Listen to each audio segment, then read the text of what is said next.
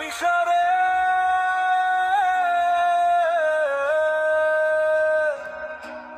রামিসারে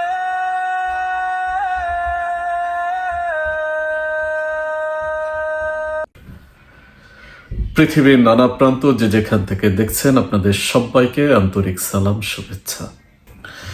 সুপ্রিয় দর্শক, ফুলের মতো শুভ্র স্নিগ্ধ আমাদের ছোট্ট সোনামণি রামিসার উপর সংগঠিত নজিরবিহীন নারকীয় পৈশাচিক ঘটনা আমাদের হৃদয়কে ক্ষত বিক্ষত করে দিয়েছে। বাংলাদেশের ইতিহাসের নিষ্ঠুরতম এই নৃশংসতার একটি দৃষ্টান্তমূলক শাস্তি মানবতার অনিবার্য দাবি। আমরা যদি এই ঘটনার প্রতিবাদ না করি তবে অবশ্যই আমাদেরকে হাসরের মাঠে অপরাধীর কাঠগড়ায় দাঁড়াতে হবে, জবাবদিহি করতে হবে। দর্শক, আমাদের ছোট্ট সোনামণি রামিসা একটি খাঁটি সোনার টুকরা ছিল, এক অপার সম্ভাবনার একটি জীবন্ত সুপ্ত বীজ ছিল। ও প্রত্যেকটা ক্লাসে ফার্স্ট হয়েছে।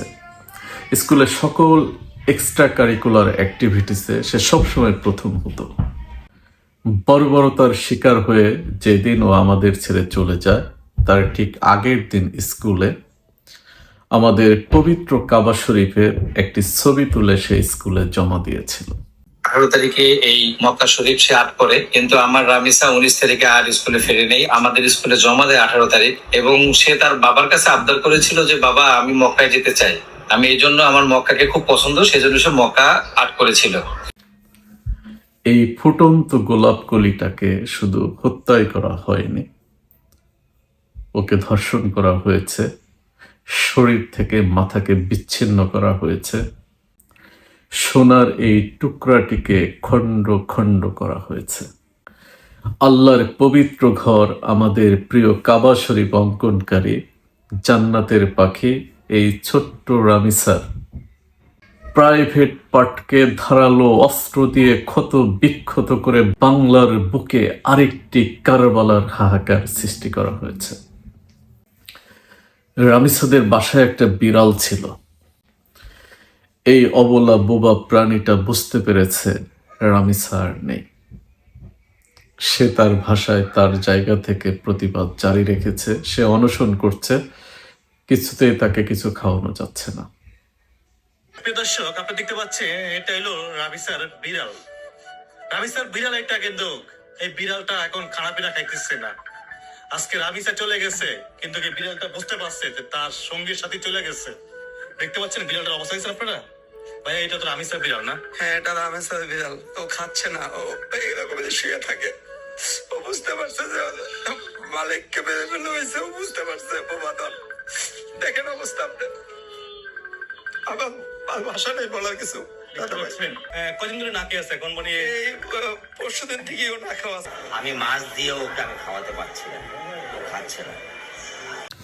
আশরাফুল মাকলুকাত হয়ে, মানুষ হয়ে আমরা যদি এই ঘটনা প্রতিবাদ না করি, আল্লাহর দরবারে, আল্লাহর কাছে আমরা পশুর চেয়ে নিকৃষ্ট বিবেচিত হব।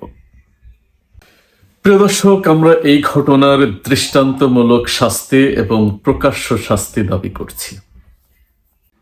রামিসার শিক্ষিকা কি ধরনের শাস্তি দাবি করছে, চলুন তার মুখ থেকে আমরা একটু শুনি। কঠিন বিচার চাই, কঠিন কঠিন বিচার চাই। এরকম রামিসাকে আমরা হারাতে চাই না, আর হারাতে পারবো না। রামিসা আমার স্কুলে প্লেতে ভর্তি হয়েছে, প্লেতে ওর ক্লাস টিচার ছিলাম। আজ পর্যন্ত রুল 1, রামিসা রুল 1, 3য় শ্রেণীতে পড়ে, ওর রুল 1।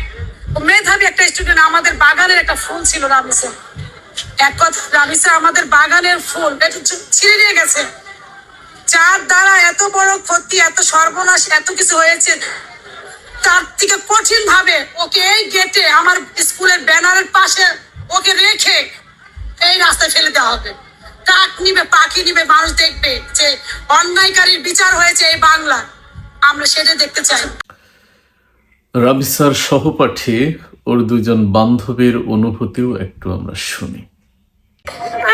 বান্ধবীর মরার জন্য বিচার চাই। বান্ধবী আমাকে কালকে আইসক্রিম খাওয়াই দিছে, আমাকে ওর বিলাই দেখাইছে, আমার সাথে কালকে একসাথে বসছে।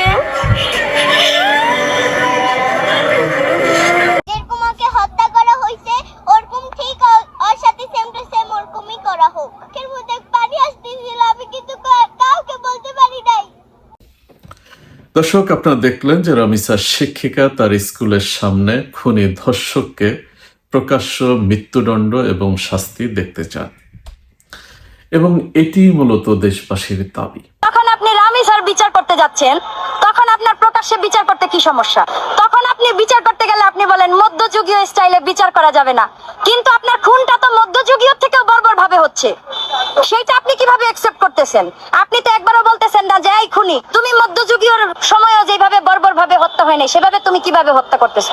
তাইলে আপনি আমাদের সাধারণ জনগণকে কিভাবে 164 ধারা, 65, 66 ধারা এগুলা দেখাই আপনি বলেন খুনি তো স্বীকার করছে, তাই এটা চার্জশিট হইতে বেশি সময় লাগবে না। চার্জশিট করবেন আপনি 1 ঘন্টায়, আসামি ধরছেন আপনি 7 ঘন্টায়, আপনি চার্জশিট দাখিল করবেন 1 ঘন্টায়, এইটাকে কোর্টে তুলবেন আপনি 7 ঘন্টার ভিতরে, এবং আপনি বিচার করবেন আগামীকাল রবিবার আছে। আমাদের সর্বোচ্চ বিচার স্থান কোথায়? হাইকোর্ট। মাননীয় হাইকোর্টের প্রধান ফটকে আমি ব্যক্তিগতভাবে এর ফাঁসি চাই, উন্মুক্ত মঞ্চে, এবং ওইভাবে মাথার বদলে মাথা। আমাদের সংবিধানে তো গণ অভ্যুত্থানও ছিল না, শেখ হাসিনাকে তাড়ানোও ছিল না, কোন ধারার মধ্যে কিন্তু গণ অভ্যুত্থান পড়ে নাই, কোন ধারার মধ্যে কিন্তু বাংলাদেশ 2.0 লাভ করে নাই। বলা পরে আগে হাত কাটবে, তার প্রাইভেট পার্ট কাটবে, তার পা কাটবে, তার সর্বশেষ তার গলা কাটবে। বুঝতে পারতেছি না ও জেলে ঘুমাচ্ছে, এটা হচ্ছে মানে এটা হচ্ছে কষ্টের আর কিছু আছে আইন। ওরে ফাঁসি কম, ওর জন্য ফাঁসি কম। আমরা রামিসার চেয়ে বাজে ভাবে ওকে হত্যা করব, লাগলে জেল খাটবো। আমি মেয়ে হয়ে বলতেছি ওকে পিস পিস ছোট ছোট টুকরা করে কুত্তাকে খাওয়ানো উচিত। আমরা ধর্ষককে সামনে বিচার করতে চাই, যেটা আমরা বিভিন্ন দেশে, ইরান থেকে শুরু করে আফগানিস্তান থেকে শুরু করে দুবাই থেকে শুরু করে অনেক জায়গায় আমরা দেখেছি। সেই রকমই যেন একটা আইন প্রতিষ্ঠা করা হয়, এটাই আমার চাওয়া থাকবে। নিক্ষেপ করে জনসাপেক্ষে মেরে ফেলানো, এটাই করা উচিত। কিসে তদন্ত? দ্যাট rapist himself admitted যে আমি rapist, I did this crime। আমার তদন্ত কিসের? এই তদন্ত করে আমি 7 দিন বাঁচতে কেন দিব এই মানুষটাকে? সে তো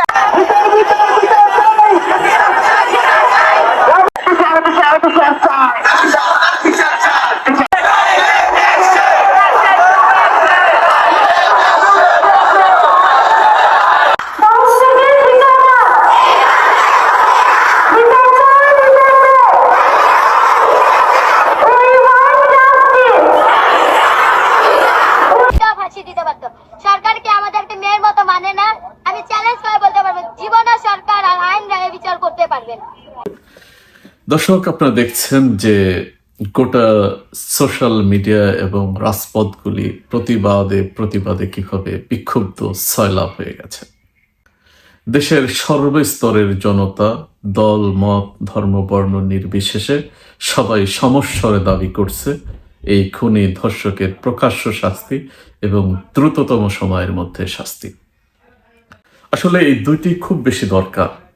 দ্রুত সময়ের মধ্যে শাস্তি যেমন দরকার, একই সঙ্গে প্রকাশ্যে এই শাস্তিটা হওয়া খুব জরুরি। এই কারণেই যে শাস্তি প্রদানের উদ্দেশ্য কিন্তু শুধু এই না যে অপরাধীকে তার প্রাপ্যটা বুঝিয়ে দেয়। শাস্তি প্রদানের একটি অন্যতম বড় লক্ষ্য হচ্ছে যে সমাজের মধ্যে যেন এই অপরাধের পুনরাবৃত্তি আর না ঘটে। শাস্তি যদি গোপনে দেয়া হয় বা লম্বা সময় পরে দেয়া হয় তাহলে সেটা কিন্তু সমাজের মধ্যে কোনো প্রভাব ফেলে না। গোপনে শাস্তি দিলে সমাজের মানুষ তো সেটা দেখে না, সেটা সমাজের মধ্যে রেখাপাত করে না। শাস্তি যদি প্রকাশ্যে দেয়া হতো তাহলে সমাজের মানুষ দেখত, অপরাধীদের অন্তরাত্মা কেঁপে উঠত, পরবর্তীতে তারা এই অপরাধ করবার ব্যাপারে সাবধান হতো। আর শাস্তি যদি প্রদান করা হয় লম্বা সময় পরে, সেটার কোনো ইফেক্ট থাকে না। দেখেন, পেছনে আরো অনেকগুলি মর্মান্তিক ধর্ষণের ঘটনা ঘটেছে, কিন্তু সেগুলির বিচার হয়নি। আজকে যদি সেগুলি শাস্তি দেওয়া হয়, সেই অনুভূতি কিন্তু মানুষের মধ্যে আর সক্রিয় নেই। অনেক নৃশংস খুনের ঘটনা বাংলাদেশে ঘটেছে, গোটা দেশ তোলপাড় হয়েছে। আবরারে খুনের সময় গোটা দেশ ফুঁসে উঠেছিল, কিন্তু খুনিদের আজও পর্যন্ত শাস্তি দেওয়া সম্ভব হয়নি। আজকে যদি শাস্তি দেওয়া হয়, ওই দিন মানুষের যে অনুভূতি ছিল সেটা কি আজও সক্রিয় আছে?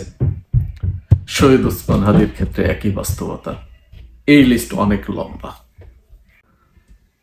এই গত কয়েক সপ্তাহে ডজন খানেকের উপর শিশু নির্মমভাবে ধর্ষণ এবং হত্যাকাণ্ডের শিকার হয়েছে।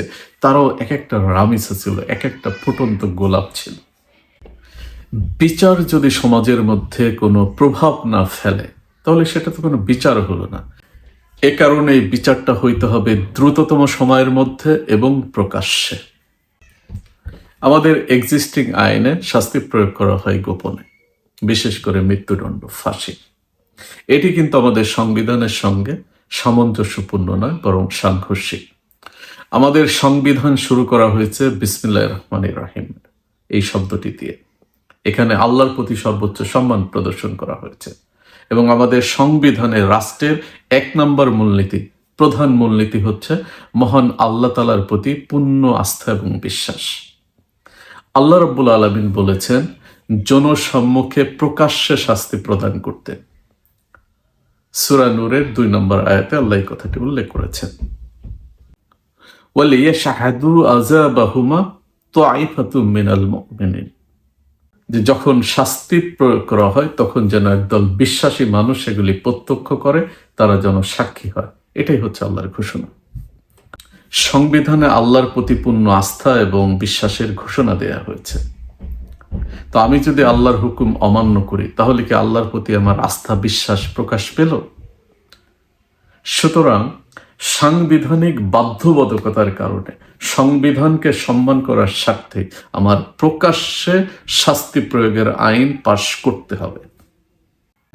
আমি জনাব তারেক রহমান, ডক্টর শফিক রহমান সহ সকল পার্লামেন্ট মেম্বারদের কাছে উদাত্ত আহ্বান রাখছি যে আপনারা পার্লামেন্টে বসে একটি আইন পাশ করুন যে চাঞ্চল্যকর ঘটনার যদি কোনো আসামি ধরা পড়ে 7 থেকে সর্বোচ্চ 10 দিনের মধ্যে বিচার নিষ্পত্তি করে শাস্তি নিশ্চিত করতে হবে প্রকাশ্যে। দেশবাসীর কাছে আমার আহ্বান, রামিসার জায়গায় যদি আমরা আমাদের মেয়েকে, আমাদের বোনকে, আমাদের ভাস্তি ভাগ্নিকে কল্পনা করতে না পারি, আমরা কিন্তু আল্লাহর কাছে মানুষ রূপে গণ্য হব না। আল্লাহর ঘোষণা হচ্ছে একজন মানুষের মৃত্যু আর গোটা দুনিয়ার সমস্ত মানুষের মৃত্যু সমান। সুতরাং আমাদের প্রত্যেকের জায়গা থেকে সাধ্যের সবটুকু দিয়ে প্রতিবাদ জারি রাখতে হবে। দাবি না আদায় হওয়া পর্যন্ত সংগ্রাম অব্যাহত রাখতে হবে। রব্বুল আলামিন আমাদেরকে তার আযাব থেকে রক্ষা করুন, তার রহমতের ছায়া আমাদেরকে স্থান দিন। জুলুম মুক্ত ইনসাফপূর্ণ একটি সমাজ আমাদেরকে উপহার দিন, এই আশাবাদ ব্যক্ত করে সবাইকে সালাম জানিয়ে আজকের মতো এখানেই শেষ করছি। আল্লাহ হাফেজ।